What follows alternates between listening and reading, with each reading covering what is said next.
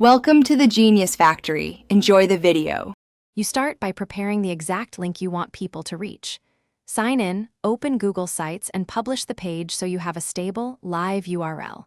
Copy that URL now. This is the single input for the QR. Decide why you need the QR. For print, choose a larger pixel size. For screens, choose smaller.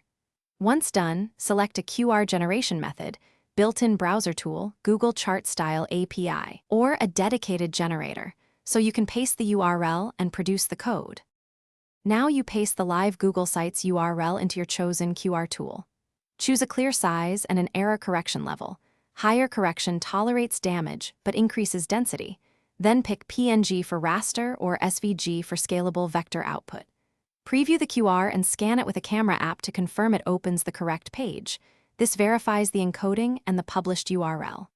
If the preview works, download the image, name it clearly, and organize it for where you'll use it: print, PDF, or website. Finish by inserting the downloaded QR into your design or page, keeping a quiet margin and good contrast so scanners read it easily. You should test the printed or digital placement with multiple devices to confirm reliable scanning. That avoids distribution mistakes.